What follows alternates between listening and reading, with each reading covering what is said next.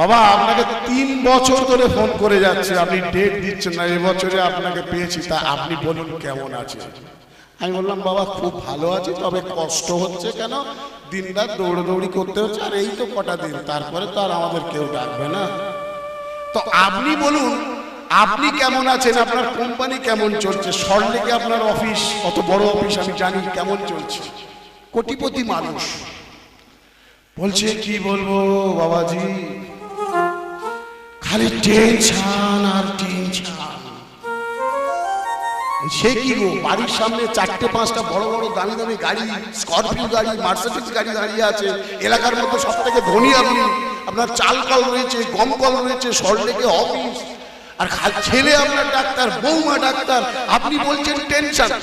হ্যাঁ বলো না, টেনশন। আর কিসের টেনশন? বলে এই যে ছেলে ডাক্তার, বৌমা ডাক্তার, আমার নিজের ব্যবসা আছে, কিন্তু আমার ছোট ছেলেটার এখনো কোনো সদ্গতি হলো না। দেখো কোটি কোটি টাকার মালিক, ছোট ছেলেটা এখনো কিছু ভাবে প্রতিষ্ঠিত হয়নি বলে ওর টেনশন। ওর যা অর্থ আছে অন্তত 5-7 পুরুষ বসে খাবে, ওর টেনশন। আপনি রাস্তা দিয়ে যদি কোনো বৈষ্ণব ঠাকুর হেঁটে যায়, কোন ধর্মনিষ্ঠবান ব্রাহ্মণ দেখবেন হাঁটুর ওপরে ধুতি পরে আছে, একটা ছাতা পেছনে আছে, একটা ঝোলা কাঁধে আছে, ওকে জিজ্ঞাসা করবেন বাবাজি কেমন আছেন, সে কি বলবে জানেন? রাধা গোবিন্দের কৃপায় আমি ভালোই আছি।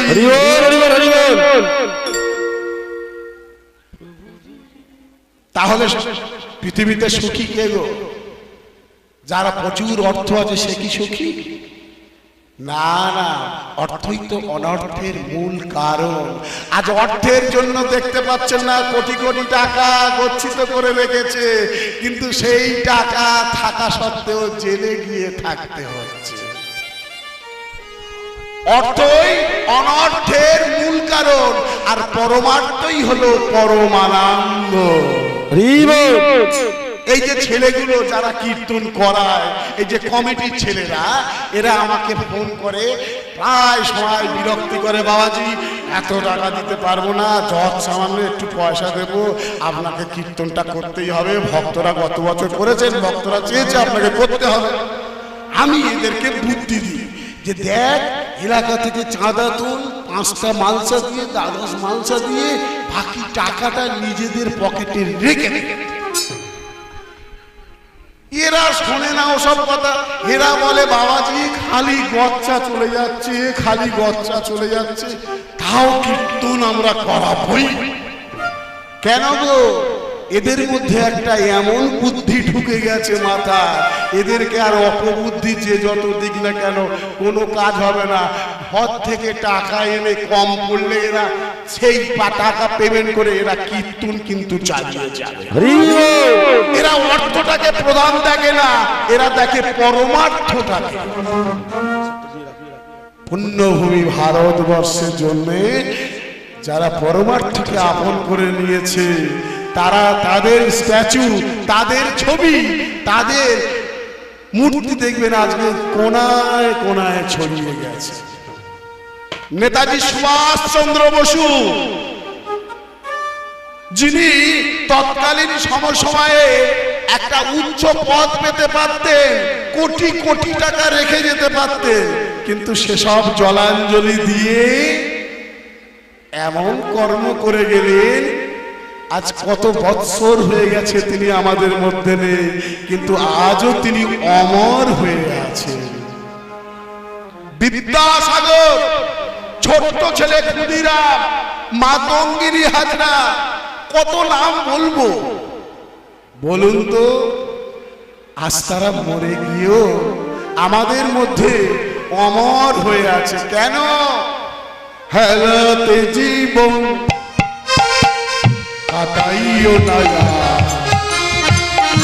ভজ ভজ যুগল চক্র। হেলাতে জীবন কাটিও না, ভজ ভজ শ্রীকৃষ্ণ চরণ। হেলাতে জীবন এই সাদের মানব জনম, এই মানব জন্ম পাওয়ার জন্য দেবতারাও সাধনা করে। হ্যাঁ, এই মানব জন্ম পাওয়ার জন্য কত যোগী ঋষি মুনি ভগবানকে ডাকে, আবার যেন ভক্ত রূপে জন্ম নিতে পারে। এই মানব জন্মটা অতি পূর্ণ কর্মের ফলে আপনি পেয়েছেন, না হলে তো পুণ্য কর্ম না করলে আপনি মনুষ্য জন্মে আসতে পারতেন না। ও মাছ হয়ে জন্মাতে পারতেন, গরু ছাগল হয়ে জন্মাতে পারতেন, বৃক্ষ হয়ে জন্মাতে পারতেন, পাখি হয়ে জন্মাতে পারতেন। না না, আপনি অনেক পুণ্য করেছেন, অনেক পুণ্যের ফলে আপনি মনুষ্য জন্ম পেয়েছেন। কিন্তু মনুষ্য জন্ম পেয়েও তুমি তার নামগান করলে না, তাকে তুমি চিনলে না, শুধু আমার আমার করে গেলে। হেলাতে জীবন কাটাইও না, ভজ ভজ শ্রীকৃষ্ণ চরণ। হেলাতে জীবন কাটাইও না, ভজ ভজ শ্রীকৃষ্ণ চরণ। ত্যাজি ভোগয়াসা নামে মকরম মধুতে মরি এ মায়ার সংসারে ত্যাজি ভোগয়াসা।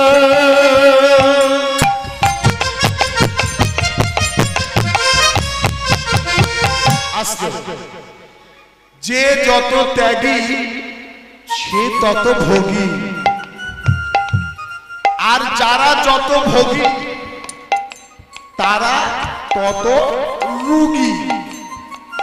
অনেকে বলে মাছ মাংস ছাড়া খাওয়া ভাত পেটে যায় না, যায় না, বলে না অনেকে। মাছ মাংস একটু না হলে হয়, আমরা ভেতো বাঙালি, মাছ ছাড়া কি ভাত খাওয়া যায়, বলে না অনেকে। হ্যাঁ, খাও খাও খাও, যত খাবে তত রোগে পড়বে। আজকে আপনি হসপিটালে যাবে, বড় বড় নার্সিং হোমে যাবে, দেখবে সেই বেডে কারা শুয়ে আছে। এই আমার তোমার মতো যারা দুবেলা ঠ্যাং চিবাচ্ছে, মুরগির ঠ্যাং কড়মড় করে চিবাচ্ছে, এই তারাই দেখবেন ওই বেডে শুয়ে আছে। হসপিটালে যাবেন, কটা সাধুকে বেডে শুয়ে থাকতে দেখেছেন বলুন তো? না না, সাধু যোগী মুনি এরা একবার বেডে ওই যে শুলো আর প্রেমানন্দে হরি বল বলে চলে গেল। তেজি ভোগয়াসা নাম মকরন্দে, তেজি ভোগয়াসা নাম মকরন্দে, মধুপমনীয় এই অবসারে। এই মায়ার সংসার। হ্যাঁ গো, এই বাড়িটা আমার, আমার এই বাড়িটা, ওই যে তিনটে ছেলে বসে আছে, হ্যাঁ ওই তিনটে ছেলে দুটো মেয়ে আমার আমার। হ্যাঁ, ওই সামনের পুকুরটা আমার আমার। হ্যাঁ, এই 10 মিনিট দেখবেন বাসে উঠে এখান থেকে কলকাতায় যাবো, বাসের সিটটা আমার, বসলে না ঘাড় লাভিয়ে দেবো একদম। কলে যাবে জল আনতে, একদম কলের হ্যান্ডেলে হাত দিবে আমার। চিন্তা করো, সব আমার। তাহলে বাড়িটাই আমার, গাড়িটা আমার, বউটাই আমার, ছেলে আমার, মেয়ে আমার, পুকুর আমার। আচ্ছা, সবই যখন আমার, তাহলে আমি কার? কেউ কি চিন্তা করে দেখেছেন আমি কার? আমি কার? আমি নারায়ণ দাস। এই গরমের সময় কি কষ্ট হচ্ছে, কীর্তন করে টাকা নিয়ে যাচ্ছি, আর আমার বউটা এসি ঘরে বসে খালি টাকা দাও টাকা দাও টাকা দাও টাকা দাও বলে দেবো।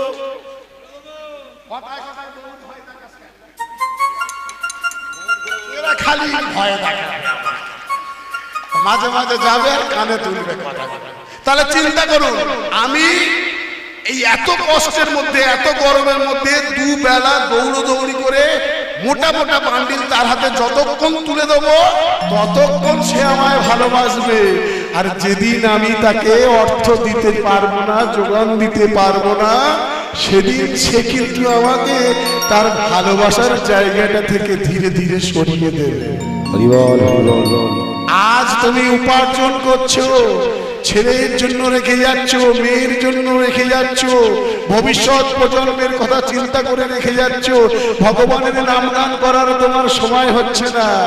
কিন্তু তোমার মৃত্যুর পর কে তোমায় সঙ্গ দেবে? তোমার স্ত্রী।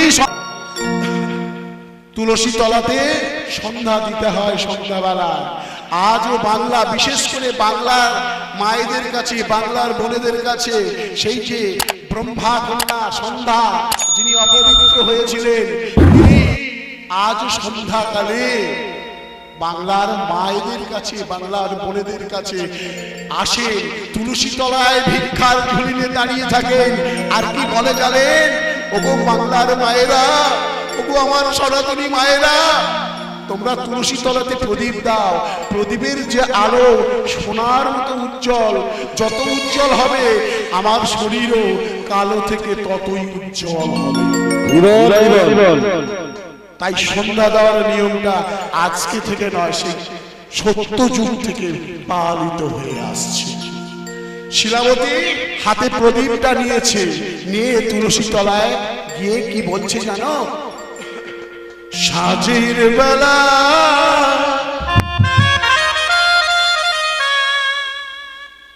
তুলসী তলায়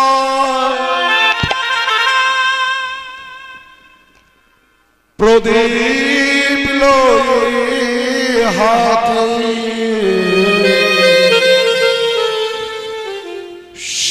শিলাবতী মনে মনে স্বামীর ছবি আঁকে। সাজের বেলা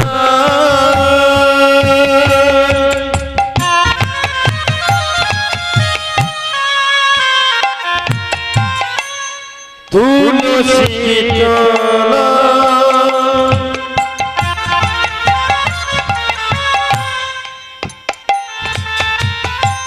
প্রদীপ লয়ে হাতে হাতে শিলাবতী মনে মনে স্বামী ছবি আঁকে। সাজের বেলা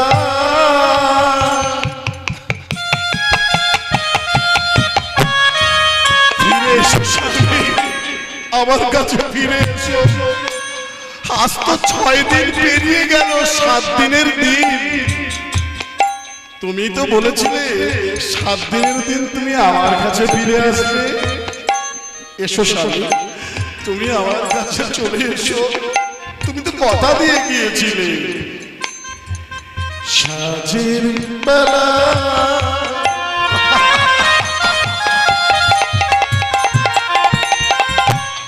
তুলসী তলায়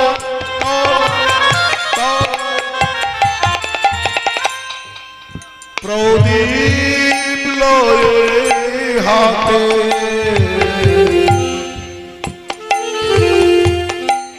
শিলাবতী মনে মনে স্বামীর ছবি আঁকে।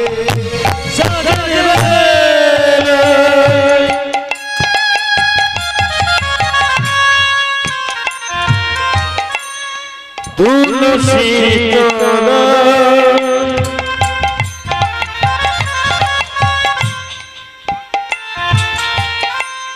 প্রদীপ লয়ে হাতে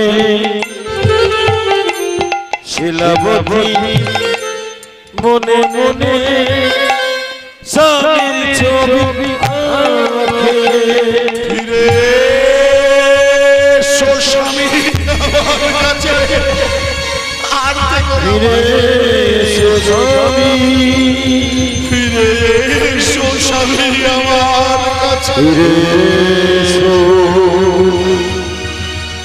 এসো গো স্বামী। তুলসী তলায় যখন এইভাবে সন্ধ্যা দিচ্ছে শিলাবতী, পিছন থেকে ঘোড়ার টকবক করে আওয়াজ হচ্ছে, যেন কেউ ঘোড়ায় চড়ে আসছে। শিলাবতী চমকে উঠল, কে আসছে? একজন সৈনিক এলো, একজন সৈনিক এলো, আর এসে কি বললো জানো? শিলাবতী। কে? কার কণ্ঠস্বর? এ তো আমার স্বামীর কণ্ঠস্বর নয়। শিলাবতী, নিজেকে সংযত করো। তোমার স্বামী গয়া যুদ্ধে গিয়ে অস্ত্র বের করেনি, তাই অপর পক্ষের সৈন্যরা তাকে সুযোগ বুঝে সময় করে দ্বিখণ্ডিত করে দিয়েছে। এই নও,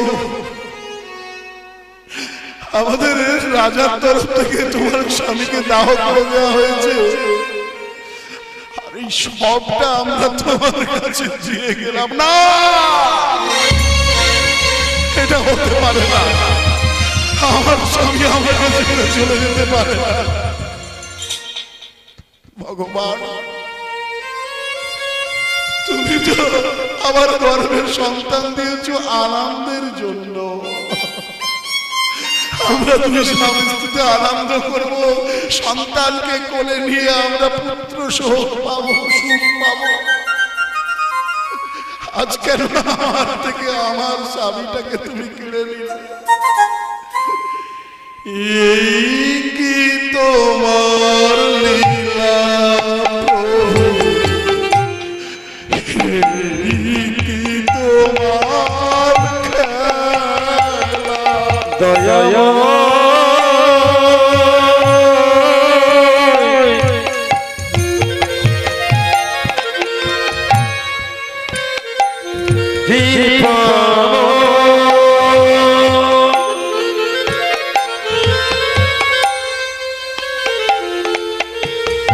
এই কি তোমার লীলা বলো, এই কি তোমার খেলা।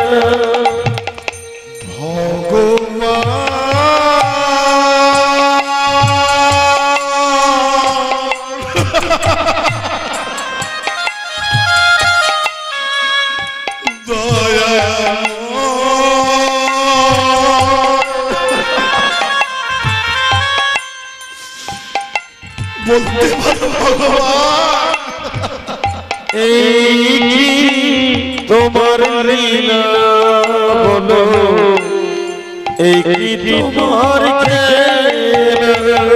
আমি কি আজন্মকাল হতভাগিনী হয়ে থাকবো?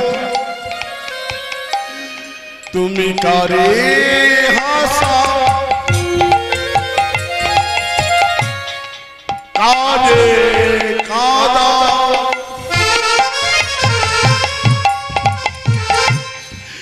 এই কি তোমার লীলা প্রভু,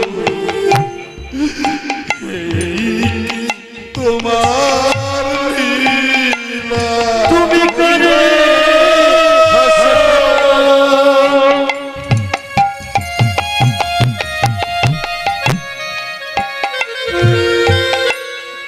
কানে কাদা,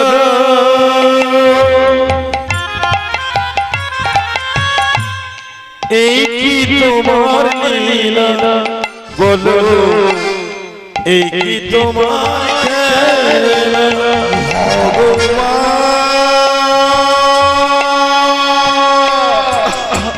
বলতে হবে তোমায় ভগবান, কোন পাপে আমি অকালে বিধবা হলাম, কোন পাপে আমি অকালে বিধবা হয়ে গেলাম। সবার স্বামী সুখ নিয়ে আছে, আর আমি গর্ভবতী, আমার স্বামীটা আজ মারা গেল। না না, এ জীবন আমি রাখবো না। আমার গর্ভের সন্তান, তাকেও আমি বাঁচিয়ে রাখবো না। আমি আমি ওই গঙ্গার জলে ঝাঁপ দিয়ে আত্মহত্যা করবো। ছুটতে ছুটতে শিলাবতী আজ গঙ্গার জলে ঝাঁপ দিতে যাচ্ছে। পিছন থেকে যেন বিবেক বলে উঠল, শিলাবতী, আত্মহত্যা মহাপাপ। যারা আত্মহত্যা করে তারা মনুষ্য জনিতে আর ফিরে আসতে পারবে না।